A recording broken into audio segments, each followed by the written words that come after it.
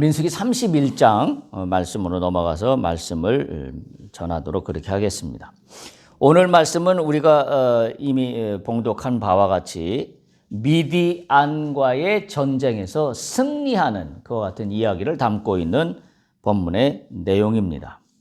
근데 우리가 갖고 있는 성경책에 보면 31장을 시작할 때 제목을 그렇게 붙여놨어요. 미디안에게 여호와의 원수를 갚다. 미디안에게 여호와의 원수를 갚다라고 굳이 기록하고 있습니다. 우리가 이스라엘 백성들의 구약의 역사들을 보면 수많은 이야기들이 있습니다. 근데 수많은 전쟁도 있습니다. 그런데 유독 지금 오늘의 본문의 이 제목은 미디안에게 여호와의 원수를 갚다. 이렇게 타이틀을 붙여 놓았습니다. 그래서 이 제목만 보면 미디안과의 전쟁이 그저 단순한 전쟁이 아니다라는 그런 생각을 가질 수밖에 없고요. 또 여호와의 원수를 갚다라고 기록하고 있기 때문에 이건 단순히 육적인 전쟁 그 이상의 의미를 갖고 있다. 이런 생각도 우리가 같이 하게 됩니다. 그렇다면 이 전쟁은 어떤 점이 특별하고 어떤 점이 우리에게 시사하는 바가 있는가 하는 것을 생각해 보지 않을 수가 없습니다. 또한 전쟁에서 승리하는 비결은 뭘까 그러면? 그리고 여호와의 원수를 갚는다는 건 어떤 의미인가 라는 것도 우리가 함께 생각해 볼 수 있기를 바랍니다. 그래서 오늘 제가 말씀의 제목을 민수기 1장 6절 마지막에 있는 부분을 제목으로 따왔습니다.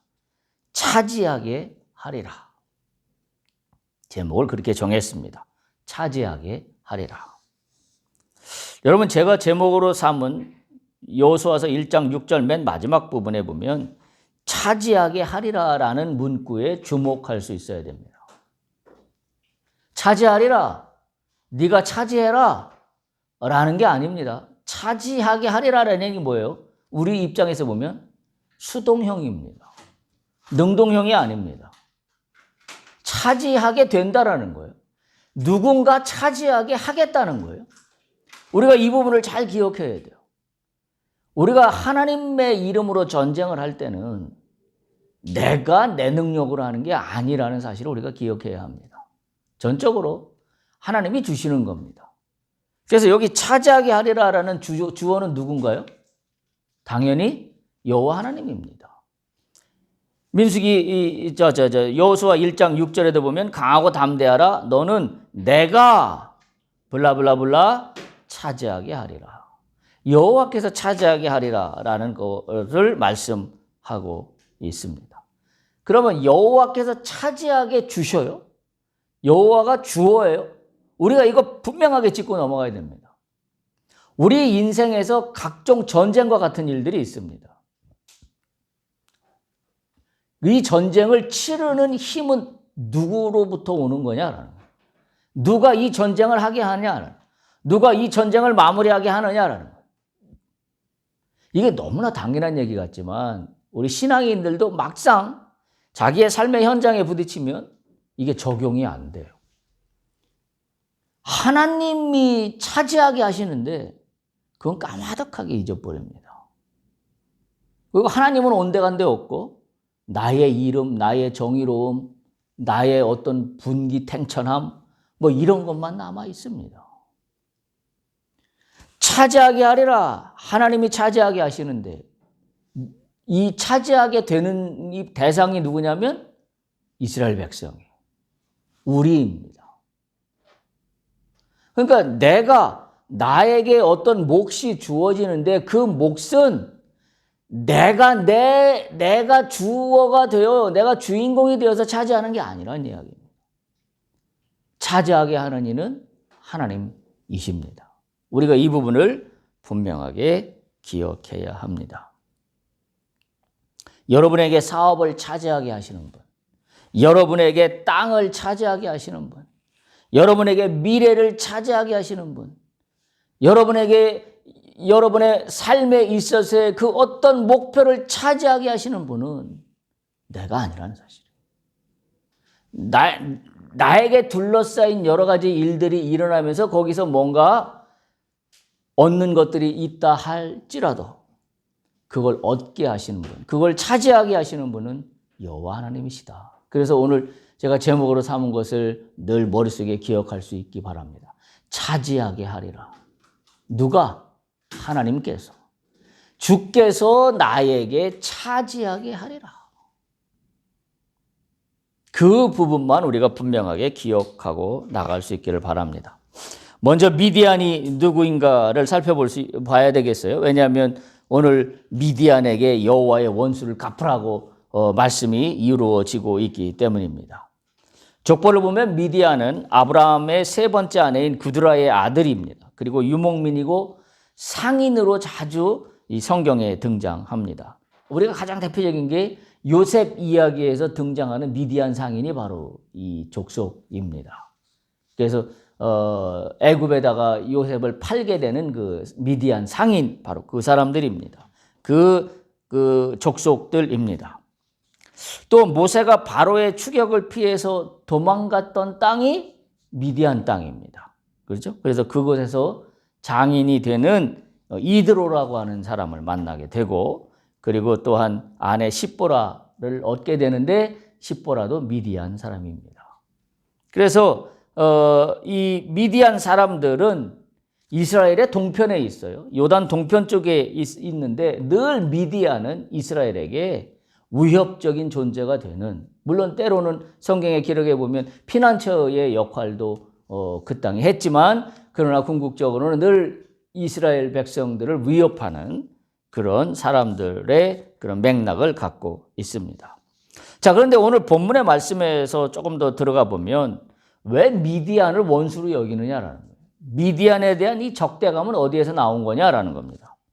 그건 그렇게 멀리 안 가도 우리는 이미 알 수 있습니다. 어디로 올라가냐면 민수기 25장, 바로 우리가 했던 그 앞부분으로 거슬러 올라가면 됩니다. 민수기 25장에서는 어떤 일이 벌어졌었냐면 시딤에서 모압 여인들과의 음행 사건이 벌어진 곳이 바로 이 현장 바알보올 사건입니다.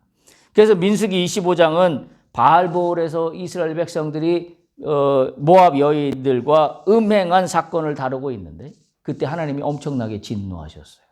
그렇죠? 민수기 55장 3절에 나와 있고, 그것 때문에 그 백성들의 수령들을 잡아 목을 달라고 여호와께서, 목을 다르라고, 목을 매달으라고 여호와께서 명령하시고, 그러면서 온 회중들이 회막문 앞에 나와서 울면서 슬퍼하고 있을 때, 소위 말해서 이스라엘 한 사람이 모세 앞으로, 회중 앞으로 나오는데, 너무나 아는 이야기죠.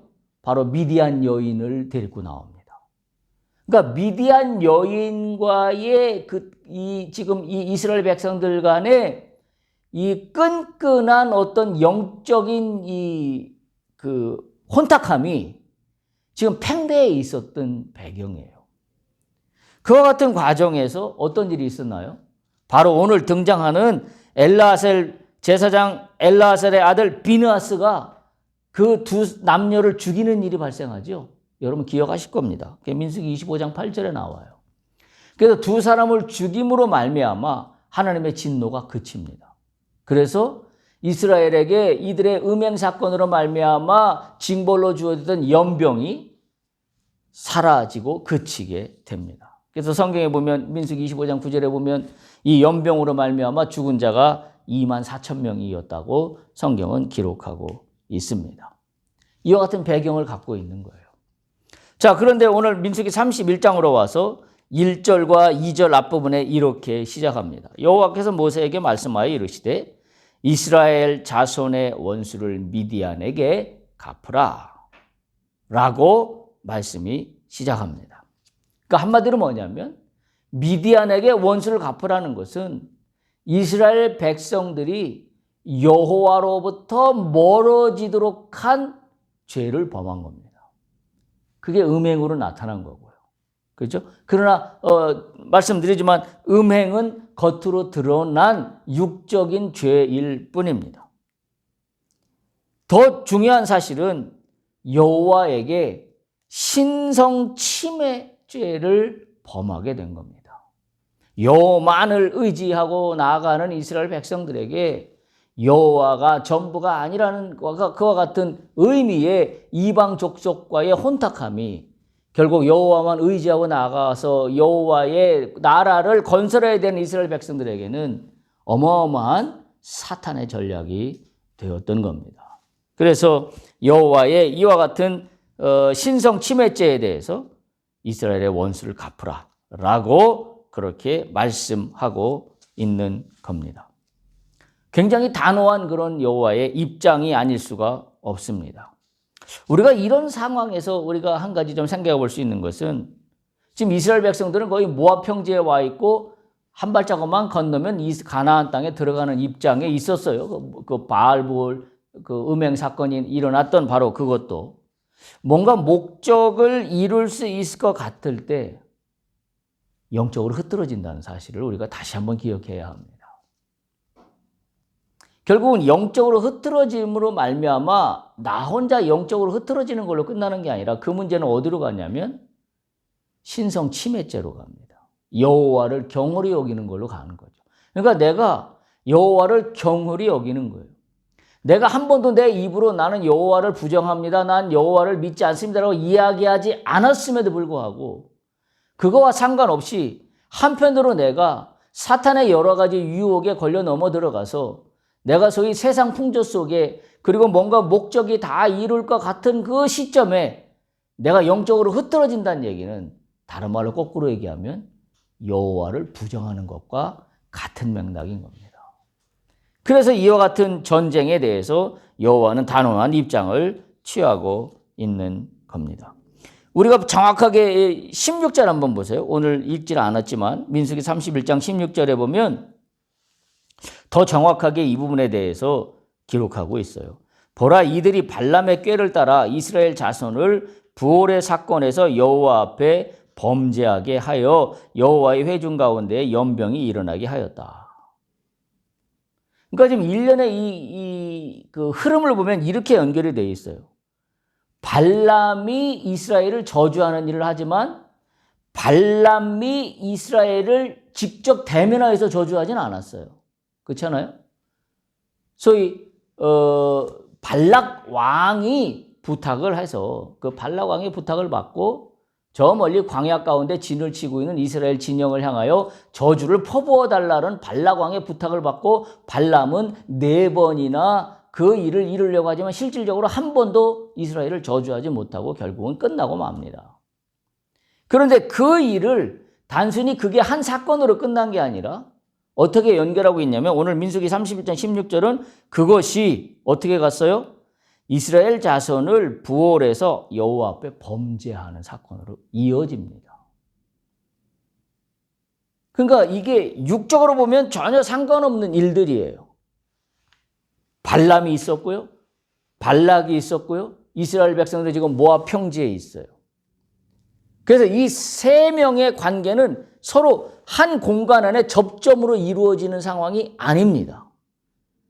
그런데 어떤 면으로 보면 사탄의 계획 앞에 모든 당사자들이 다 거기에 포함되어 있습니다. 다시 말하면 사탄의 전략에 의해서 사탄의 계획에 의해서 이스라엘 백성들이 혼탁하게 되었다라고 밖에 이야기할 수 없습니다. 직접 만나지도 않았는데도 불구하고. 결국 여호와 하나님은 이 상황을 바라보고 계신 겁니다. 그래서 지금 이들을 이대로 가나안 땅에 들어가서는 전멸한다라는 생각을 아마 하나님께서 가질 수밖에 없지 않았는가 그런 생각이 들 정도입니다. 미디아인들은 이스라엘 백성들을 유혹해서 우상을 섬기게 한 죄가 있습니다. 그러니까 우리가 혼탁해졌다는 얘기는 뭐냐면 우상 숭배예요. 내가 우상을 한 번도 숭배한 적이 없다? 아니에요. 하나님을 전적으로 신뢰하지 않으면 우상을 숭배하는 겁니다. 왜? 내가 믿고 의지하는 게 다 우상이거든요. 결국 그 우상 숭배 때문에 이스라엘 백성이 지금 넘어지는 상황이거든요. 결국 우상 숭배는 어떤 거냐? 이게 신성 침해죄라는 거예요. 왜 하나님께서 지금 미디안 백성들에게 나의 원수를 갚으라고 하냐 그러면 나의 신성을 침해했다는 이야기입니다. 그게 직접적인 그 형태로 나타나는 건 뭐냐면 이스라엘 백성들이 나를 전적으로 신뢰하지 않고 우상을 숭배했다라는 거예요. 모압 여인들, 미디안 사람들과 음행을 저지르면서 그들이 갖고 있던 우상과 같이 혼합되었다, 결합되었다. 그래서 이 우상 숭배라는 이와 같은 면이 하나님께 신성을 침해하는 아주 엄중한 죄인 것을 이 본문은 지금 여러 가지 맥락을 통해서 우리에게 알려주고 있습니다. 그러니까 우리가 하나님 앞에서 믿음으로 나간다고 할 때 우리가 늘 경계해야 될 게 뭐냐면 우리를 혼탁하게 하는 우상의 여러 괴계들입니다. 뭐 우리 많이 들었죠. 현대적으로 얘기하면 그게 돈이 될 수도 있고 명예가 될 수도 있고 그 어떤 물질이 될 수도 있고 다른 어떤 것이지 다 하나님 외에 내가 그것을 최1번 우선순위로 놓는 한 그건 우상숭배라고 우리는 이미 귀가 닳도록 배워왔던 것을 우리가 기억할 겁니다. 그런데 그것이 그거로 끝나는 게 아니라 오늘 성경을 보면 그게 뭐예요? 하나님을 진노케 하시는 겁니다. 그래서 하나님은 이것을 없애기 위하여 미디안과의 전쟁을 선포하십니다. 미디안을 쳐서 나의 원수를 갚아라. 우리가 가나안 땅에 들어갈 때에 우리가 가장 먼저 우선해야 되는 것은 어찌어찌 하다 보니까 들어갔네 이런 상황이 돼서는 안 된다는 겁니다. 뭘 철저히 구별할 수 있어야 돼요? 하나님 이외의 것을 내가 처단해야 돼. 하나님 이외의 것은 내가 무엇이든지 내 마음속에 그걸 우선순위에 두었다면 그 우선순위를 지워버려야 합니다. 그래야 가나안 땅에 들어가서 승리합니다. 그걸 지워버리지 않고 한 손에는 달콤한 것들을 손에 쥐고 그리고 한 손에는 불안하니까 하나님이라는 이름을 쥐어쥐고 어정쩡하게 둘을 섞어가지고 갈 수 없다는 이야기입니다. 우리가 지금 사순절을 지나가고 있습니다. 우리가 이번 사순절 기간 동안에 우리가 해결해야 될 문제가 바로 이 부분입니다. 내가 어정쩡하게 한 손에 하나님 위에 붙잡고 있는 것들 그리고 이것이 마치 나의 행복을 보장해주고 이것이 마치 나의 인생에 만족을 줄 것 같은 그 무엇들 다 개인마다 다 다르겠습니다만 그 무엇인가 그걸 우선순위에 두는 것을 끌어내리는 작업을 이번 사순절 기간 동안 할 수 있길 바랍니다. 그래야 부활절을 맞이해요. 당당하게 가나안 땅에 입성하는 일이 벌어지게 된다는 사실입니다. 이와 같은 미디안 사람들을 처단하는 것은 단순히 이거는 어떤 전쟁에서 이기는 그런 문제를 훨씬 뛰어넘는 우리는 눈으로 볼 수 없지만 영의 세계에서 하나님의 영적인 세계에서 뭔가 세상을 혼탁하게 하고 있는 그 무리들을 제압할 수 있는 그런 위대한 전쟁의 선포다라는 것을 우리가 깨달을 수 있어야 합니다. 이 전쟁은 이스라엘 백성이 미디안에게 원수를 갚는다 혹은 복수한다 하는 그런 차원으로 성경은 해석 글자상으로 그렇게 기록하고 있지만 원문의 뜻을 보면 그 의미하고는 좀 다릅니다. 원수를 갚다라고 사용된 원문의 그 말을 보면 낙함이라는 단어를 썼는데 이 단어는 어떤 뜻이냐면 보응하다, 배상을 요구하다라는 의미입니다. 단순히 우리가 인간들이 사용하는 뭔가 나의 원수에 대해서 복수한다 이러한 의미가 아니고 배상을 요구하다, 보응하다 이와 같은 뜻을 가지고 있는 겁니다. 그러니까 신성 침해를 당한 하나님께서 보응하기 위해서 이 전쟁을 명령하신 것이다. 이렇게 우리는 이해하면 됩니다. 그래서 소위 이런 전쟁을 성경에서는 뭐라고 얘기하냐면 거룩한 전쟁이다. 이렇게 이야기하고 있는 겁니다. 따라서 이 거룩한 전쟁은 하나님의 심판이 실행되는 것이 주 목적이기 때문에 이 거룩한 전쟁은 이미 뭐예요? 승리가 보장되어 있는 전쟁입니다. 이스라엘 백성들 입장에서 보면 이 전쟁은 이미 승리가 보장되어 있습니다. 보세요. 민수기 31장 6절을 보세요. 민수기 31장 6절을 보면 이렇게 기록되어 있습니다. 모세가 각 지파에 1000명씩 싸움에 보내되 제사장 엘르아살의 아들 비느하스에게, 이 비느하스가 또 나와요. 바알볼 음행 사건에서 그 두 남녀를 죽였던 바로 그 사람이 또 나옵니다. 비느하스에게 성소의 기구와 신호 나팔을 들려서 그들과 함께 전쟁에 보냈다라고 기록하고 있습니다. 그래서 거룩한 전쟁입니다. 전쟁에 나가는데 제사장 엘르아살의 아들 비느하스가 나갑니다.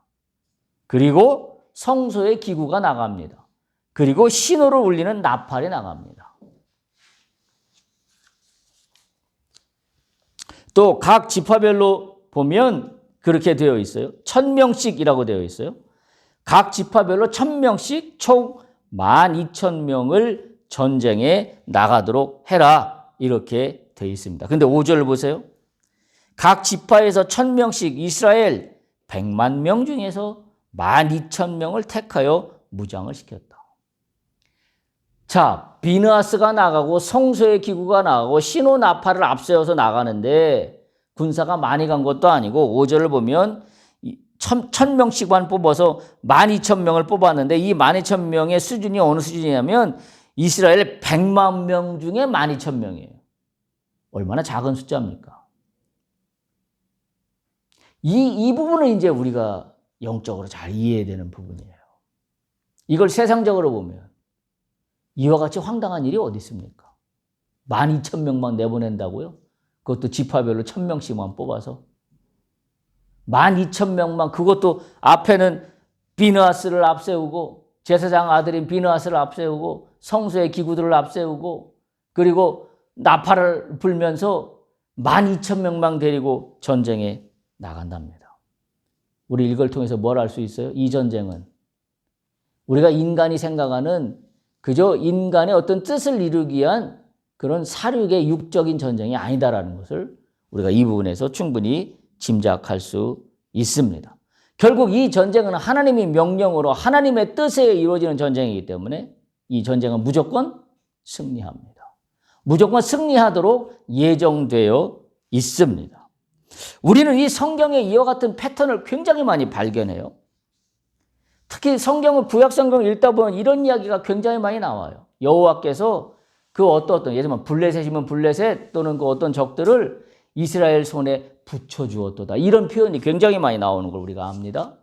그래서 하나님께서 이스라엘 백성들에게 이 적들을 붙여주셨다라고 하면 그 전쟁은 승리합니다. 그러니까 하나님께서 붙여주시는 이 패턴을 우리는 잘 이해할 수 있어야 합니다. 그런데 우리를 보세요. 우리는 이 땅을 살아가면서 수많은 전쟁 같은 전쟁들을 치르며 살아갑니다. 그것이 나의 육적인 문제를 해결하기 위한 전쟁이든 아니면 영적 전쟁이든 간에. 그런데 바로 우리는 이 부분을 기억할 수 있어야 됩니다. 우리가 이와 같은 전쟁에서 승리할 수 있는 비결이 뭘까? 어떻게 하면 승리할 수 있을까? 그래서 지금 우리가 이 부분을 우리 삶에 잘 적용할 수 있어야 돼요. 오늘 이스라엘 백성들에게 하나님이 명령하실 때 전쟁에 나가라고 선발한 인원은 12,000명밖에 되지 않아요. 우리는 전쟁에 나갈 때 어떤 일을 벌이나요? 12,000명? 좀 상식적으로 얘기해. 그게 말이 됩니까? 세상에 12,000명 갖고 무슨 전쟁을 합니까? 우리는 모든 판단에서 그렇게 생각합니다. 그렇잖아요? 자기 스스로에게도 얘기하고 누군가에게도 여보세요, 이게 말이 됩니까? 이게 상식적으로 말이 됩니까? 12,000명 고작 요 정도밖에 안 가지고 어떻게 승리할 수 있습니까? 라고 이야기하는데 오늘 이 성경의 본문은 하나님이 붙여주시면 하나님의 뜻 가운데 이루어지는 전쟁은 숫자가 중요한 게 아닙니다. 중요한 건 뭐예요? 하나님이 붙여주시는 게 중요한 겁니다. 그런데 우리는 뭐예요? 하나님이 붙여주시는 게 중요하다는 걸 우리는 잊어버리고 우리는 뭘로 전쟁하려고 그러나요?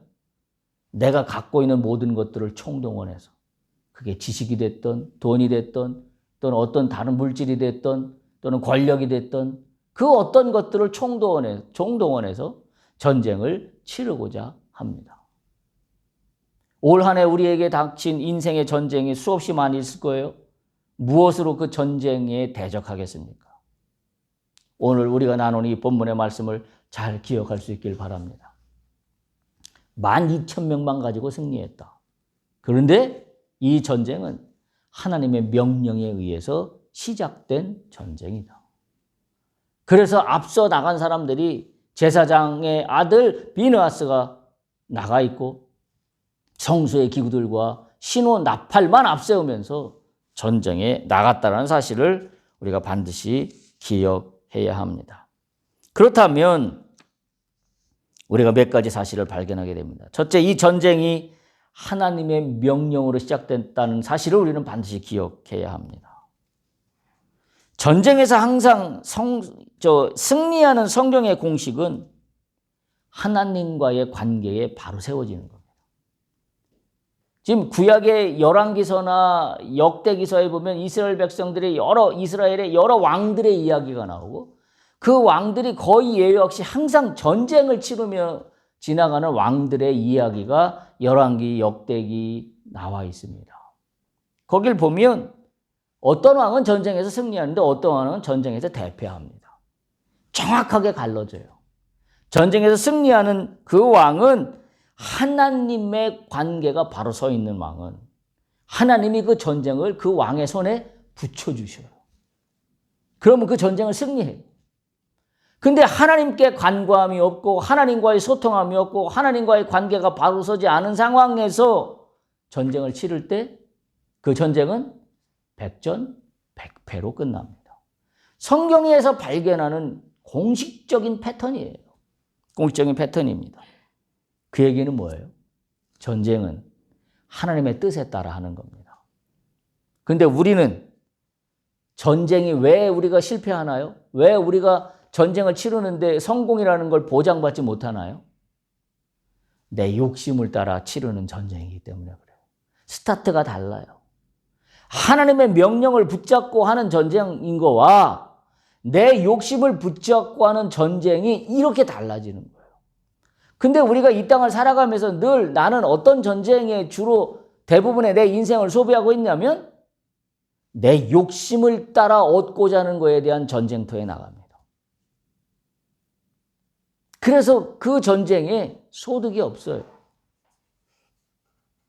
이 땅을 살아가면서 우리가 치르는 수많은 전쟁들이 바로 그와 같은 모습을 담고 있다라는 사실입니다. 영적 전쟁 또는 우리가 살아가는 모든 전쟁이 하나님의 뜻에 합당한 것이라면 이미 그 전쟁은 승리한 거나 다름없습니다. 내가 갖고 있는 물질이 부족해서 내가 갖고 있는 어떤 캐파가 부족해서 이 전쟁을 이길 수 없다라는 걸 걱정하지 않아도 됩니다. 왜? 믿으시기 바랍니다. 하나님이 붙여주시면 차지하게 됩니다. 할렐루야. 우리가 이걸 믿어야 해요. 하나님이 붙이시면 끝납니다. 근데 우리는 하나님이 붙이는 거에 우선순위를 두기보다는 내가 뭔가를 잘 꾸려서 전열을 정비해서 내가 뭔가를 능력 있게 나가면 차지할 수 있을 거라고 생각하는데 오늘 본문 다시 한번 기억하세요. 차지하게 하리랍니다. 내가 차지하였다가 아니라 하나님께서 차지하게 하리라. 이 부분을 기억해야 돼요. 우리의 관심사항은 어디에 늘 가 있어야 되냐면 주께서 붙여주시기를 소망해야 합니다. 하나님이 붙이시면 나는 두려울 게 없습니다. 하나님이 붙이시면 내가 비록 숫자는 작다 할지라도 전혀 문제될 게 없습니다. 그게 그리스도인 아닙니까? 그게 믿음 아닙니까? 그런 게 없이 세상 사람들하고 똑같은 공식으로 물량은 이만큼 준비해야 되고, 그죠? 뭔 얼만큼 준비해야 되고, 군비는 얼만큼 준비해야 되고, 대포알은 몇 개를 준비해야 되고, 라는 걸로 쭉 나열해서, 자, 이제 모든 게 세팅이 완성되었으니, 자, 이제 내가 갖춘 이 나의 능력으로 나가리라! 라고 늘 성경의 역사를 보면 한 번도 성공한 적이 없다는 사실이에요. 한 번도 성공한 적이 없어요. 그 대표적인 사상이, 이야기가 그 여호수아에서 나오는 아이성 전투잖아요. 우리 다 알잖아요. 아이성 전투.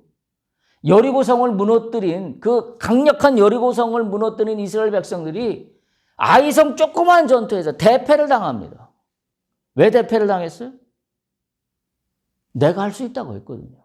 저거 쬐까는 거 몇 명 되지도 않는데 여리고성 전투할 때보다는 전혀 마음이 달랐어요.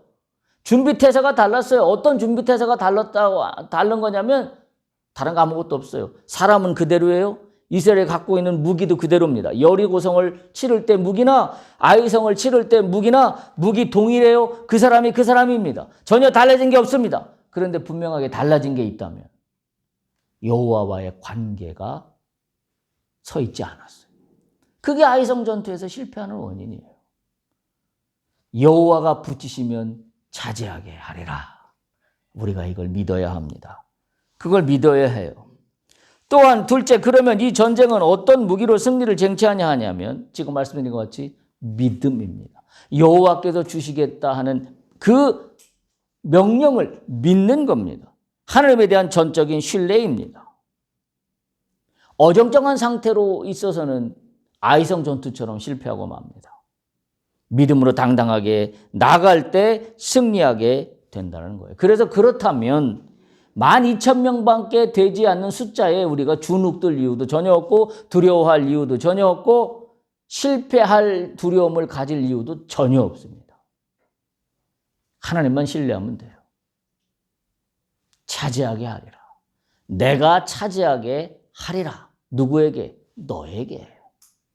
하나님의 이 말씀을 오늘 우리가 들을 수 있기를 바랍니다. 그런데 우리가 믿음으로 나가야 된다고 하지만 믿음이 자꾸 흔들려요. 왜 믿음이 흔들릴까요? 내가 믿습니다. 아니면 내가 새벽 기도를 안 해서, 아니면 내가 철야를 3시간 해야 되는데 1시간밖에 안 해서? 그래서 믿음이 흔들릴까요? 우리 잘 기억해야 됩니다. 우리가 전쟁에 나갑니다. 우리가 뭔가 전투를 합니다. 믿음으로 굳게 세워서 나가야 된다는 걸 우리가 교회를 다니면서 다 알아요. 그런데 믿음이 흔들려요. 불안감이 엄습해 옵니다. 왜 그래요? 이유가 뭘까요? 내 의지가 부족해서? 내가 성경 말씀을 한 3절을 덜 읽어서? 아니면 기도를 조금 오늘은 짧게 끝내서? 문제는 이거예요. 본질로 돌아가면. 내가 지금 치르고자 하는 전쟁의 본질이 하나님의 명령에 따라서 하는 게 아니라 내 욕심을 따라서 하기 때문에 그래요. 그러니까 뭐예요? 불안감이 엄습해 오는 거예요. 이게 될까? 아, 내가 지금 뭐가 부족한데 맨날 부족한 것만 보입니다. 그러니까 믿음이 흔들려요. 불안합니다. 여호와의 명령을 따라 전쟁을 치르는 그리스도인들은 뭐가 부족한 거? No problem. 하나님이 붙이시면 이건 끝난 거예요. 거기서 차이가 나는 거예요. 거기서. 우리가 이 부분을 잘 기억할 수 있어야 합니다. 우리가 전쟁에서 실패하는 이유, 우리가 믿음이 흔들리는 이유는 다른 게 아무것도 없어요. 내 욕심으로 이 전쟁을 치르고자 하기 때문에 그렇다는 사실을 우리가 기억할 수 있기를 바랍니다. 따라서 전쟁의 승리의 비결은 하나님이 함께 하시는 겁니다. 하나님이 붙여주시면 됩니다. 다른 말로 표현하면 전쟁의 승리는 하나님 없이는 어떤 것도 승리할 수 없다라는 사실을 우리가 반드시 기억할 수 있어야 합니다. 오늘 두 번째 본문 여호수아서를 보면 이 부분은 가나안 땅의 모세의 후계자로 여호수아가 임명이 되지요. 그리고 드디어 40년 광야 생활을 끝내고 꿈에 그리던 가나안 땅에 들어갑니다. 얼마나 가슴이 벅찼을까요? 그러나 여호수아는 두려웠습니다. 왜냐하면 우리가 알다시피 바로 눈앞에는 난공불락의 여리고성이 있을 뿐만이 아니라 여리고성을 지나 건너가면 이미 그 가나안 땅에 살고 있는 여러 부족들과의 처절한 전쟁이 이미 예비되어 있었기 때문입니다. 여호수아는 얼마나 두려웠을까요? 이 전쟁을 어떤 무기로, 어떤 계략으로, 어떤 수단과 방법으로 이길 수 있을까요? 여러분, 우리에게 한번 대입해서 생각해 봅시다. 내가 어떤 전쟁을 지금 치르고 있습니다. 어떤 무기로, 어떤 계략으로, 어떤 수단과 방법으로 이길 수 있을까요? 우리가 하고 똑같은 고민거리입니다. 더군다나 이스라엘 백성들을 보면 지난 40년 동안 불황자처럼 방랑자처럼 살았습니다. 가나안 땅에 사는 정착민들하고는 비교가 되지 않을 정도의 연약함입니다. 다시 말하면 전쟁을 치르는데 어떤 고정화된 장비나 설비나 시스템이 전혀 갖추어지지 않아요. 그저 짐을 쌌다가 짐을 풀었다가 그러면서 40년 동안 이동해온 이스라엘 백성들 아직도 정착하기 전 상황입니다. 이미 이제 그 땅을 정복하러 들어가야 되는 상황이에요. 근데 그 땅에는 이미 정착해서 나름대로의 시스템이 잘 갖춰져서 안정적으로 되어 있는 것과 같은 그 부족들이 있습니다. 어떤 계략으로 이길 수 있겠습니까? 어떤 무기로 이길 수 있겠습니까? 여호수아는 두려워할 수밖에 없었어요. 그때 하나님께서 여호수아에게 말씀합니다. 그게 지금 여호수아서 1장이고 우리가 읽었던 3절에서 6절이에요. 3절에서 6절 제가 다시 한번 읽어보겠습니다. 내가 모세에게 말한 바와 같이 너희 발바닥으로 밟는 곳은 모두 내가 너희에게 주었노니 곧 광야와 이 레바논에서부터 큰 강과 유브라데 강까지 해쪽 속에 온 땅과 또 해지는 쪽 대해까지 너희의 영토가 되리라. 내 평생에 너를 능히 대적할 자가 없으리니 내가 모세와 함께 있었던 것 같이 너와 함께 있을 것임이니라. 내가 너를 떠나지 아니하며 버리지 아니하리니 강하고 담대하라. 너는 내가 그들의 조상에게 맹세하여 저들에게 주리라 한 땅을 이 백성에게 차지하게 하리라. 내가 모세에게 말한 것처럼 네가 발바닥으로 밟는 곳은 내가 다 주겠다. 아니 지금 두려움에 떨고 있는 어떤 계략과 어떤 무기를 쌓아야 될지 깜깜한 여호수아에게 하나님은 오히려 황당한 것 같은 이야기를 하십니다. 그 얘기는 뭐예요? 황당한 것 같은 이야기는 뭐예요? 왜 하나님은 우리에게 황당한 것 같은 이야기를 하시나요? 상식적으로 말이 안 되는 이야기를 아무것도 갖고 있지도 않은데 나를 의지하라는 거예요. 도대체 이 전쟁에서 무엇이 승리의 관건인지를 너는 분명히 알라는 겁니다. 그래서 인간적인 상식으로 보면 말이 안 되는 황당한 이야기 같지만 하나님 편에서 보면 확실한 이야기입니다. 왜? 내가 너에게 이 땅을 붙여줬는데 네가 왜 못 가져가냐라는 겁니다. 온 광야는 유대 광야죠. 중앙 부분이에요. 레바논은 서쪽입니다. 유브라데는 동쪽에 있어요. 해쪽 속에 온 땅은 북쪽에 있습니다. 대해는 지중해 변입니다. 이 모든 것들을 다 너희 영토로 주겠대요. 아직 들어가지도 않고 지금 그 목전에 서 있는 여호수아에게 두려워 떨고 있는 여호수아에게 믿으세요? 하나님은 한 번도 말뿐인 잔치로 끝난 적이 없으십니다. 할렐루야. 우리가 그걸 믿어야 해요. 내가 숫자가 작은 게 전혀 문제가 되지 않습니다. 하나님이 명령하시면 숫자는 숫자일 뿐입니다. 하나님은 말로만 하시는 분이 아니기 때문에 그렇습니다. 그러면서 이렇게 말씀하세요. 이 넓은 땅을 주시겠다고 하면서 3절에 보면 이렇게 말씀해요. 너희 발바닥으로 밟으라. 너희 발바닥으로 밟으라. 믿음으로 나가라는 겁니다. 아이고 지금 우리 여건이 이거밖에 안 되는데요. 어떻게 할까요? 아니에요. 가만히 있으면 될 문제가 아닙니다. 믿음으로 나가라.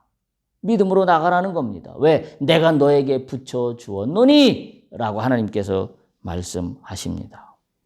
그러면서 비결을 말씀하십니다. 강하고 담대하라고 말씀하시면서 5절에 보면 이렇게 말씀하세요. 내가 모세와 함께 있을 것 같이 너와 함께 있을 것임이니라. 내가 너를 떠나지 아니하며 버리지 아니하리라. 이 얘기는 뭐예요? 하나님이 우리에게 말씀하시는 거예요. 내가 너와 함께 있을 것이라. 내가 너를 떠나지 아니할 것이고 버리지 아니할 것이라. 이 얘기는 뭐예요? 거꾸로 이야기하면 우리에게 하시는 말씀이에요. 어떻게? 너도 나를 떠나지 말아라.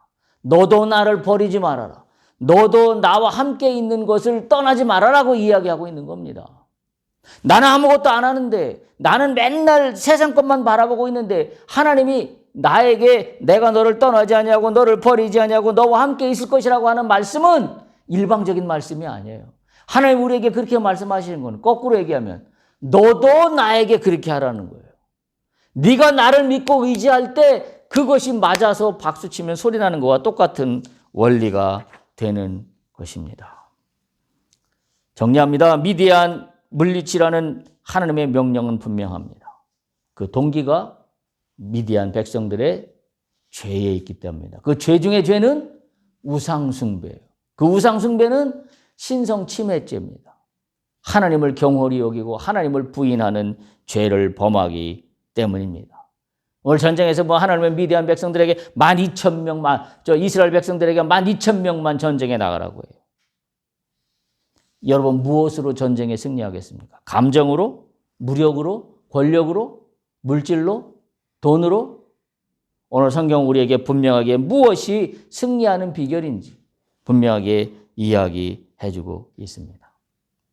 요즘 우리 세계 돌아가는 일이나 우리 사회 여러 혼란스럽게 느껴지는 일들을 보면 그런 생각이 듭니다.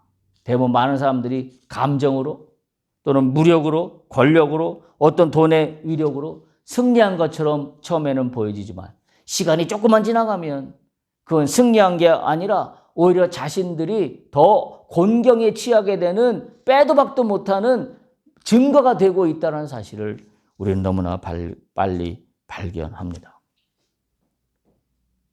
우리가 전쟁을 치를 때 내 욕심으로 전쟁을 치르면 하나님이 내 손에 그걸 붙여주시지 않으세요.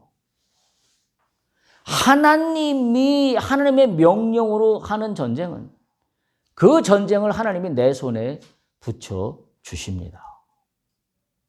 12,000명 밖에 안 돼서 지금은 실패한 것처럼 보이지요? 그러나 하나님이 붙여주신 전쟁은 12,000명이 실패가 아니라는 사실이죠. 우리가 이 사실을 분명히 기억해야 합니다. 당장 승리할 것 같은 착각에 빠지는 선택이 아니라 진정한 승리를 맛볼 수 있기를 축복합니다. 승리한 것처럼 여겨지는 흉내만 내는 것으로 머물지 말고 주님과 함께 진정한 승리로 주님이 주시는 땅을 차지하시기를 축복합니다. 차지하게 하리라. 할렐루야. 차지하게 하리라. 이 복이 우리 가운데 있기를 간절히 소망합니다.